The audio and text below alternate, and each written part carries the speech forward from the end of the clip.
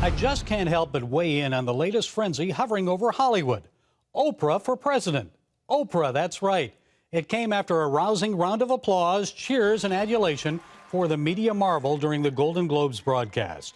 She was presented with a Cecil B. DeMille Lifetime Achievement Award, and then she gave a speech about sexual harassment and abuse in Hollywood. So I want all the girls watching here and now to know that a new day is on the horizon. Yes, it was a very good speech. Bravo, Oprah, for speaking out.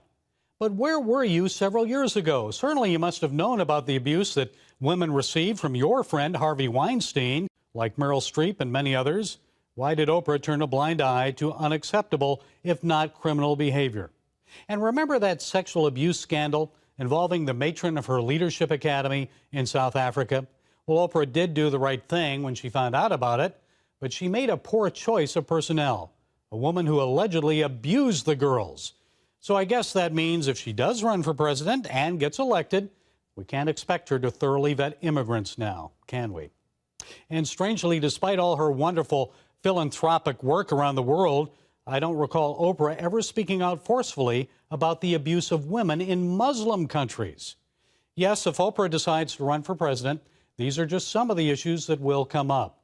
I can't help but admire her achievements. I even liked her performances in The Color Purple and The Butler. But President Oprah, not for me. She's successful in Hollywood and media, but lacks experience and understanding of politics. And I know what you're thinking. What political experience did Donald Trump have before becoming president? And that's a fair question. But he was a successful real estate developer and business negotiator, a master deal maker. That's who many Americans wanted to renegotiate NAFTA, trade deals, and the Iranian nuclear agreement. And now, with a year of the presidency under his belt, Donald Trump has become a politician. Just listen to how the president responded to the possibility of Oprah running against him in 2020. Yeah, I'll beat Oprah. Oprah would be a lot of fun. I don't think she's going to run. I know her very well. So Trump doesn't think she'll run. After all, why would she want to leave her billionaire lifestyle and investments to enter politics?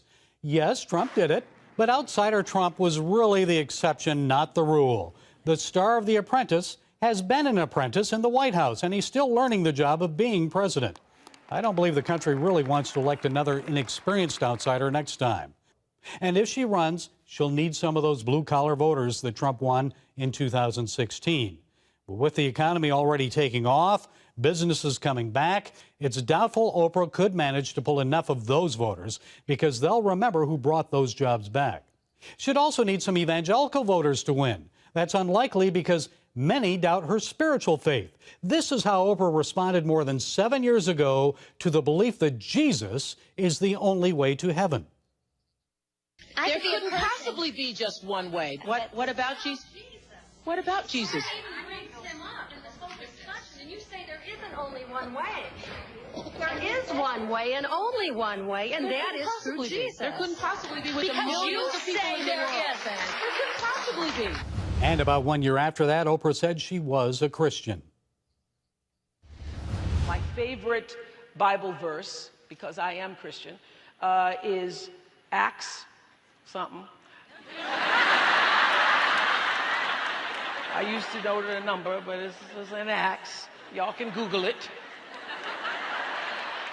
But it says, thank you, 1728. In God I live and move and have my being.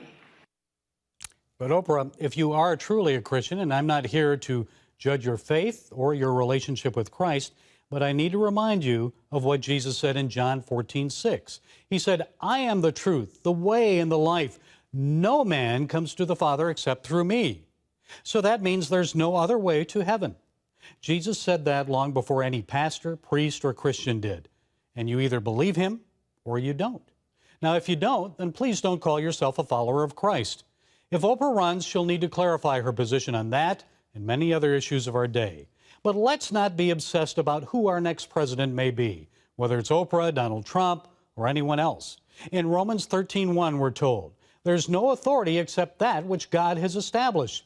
The authorities that exist have been established by God. Now, that doesn't mean we're off the hook. God still expects us to be His hands and feet and vote. He wants us to choose godly leaders. We sure could use more of those right now, couldn't we? Well, that's it from the Global Lane this week.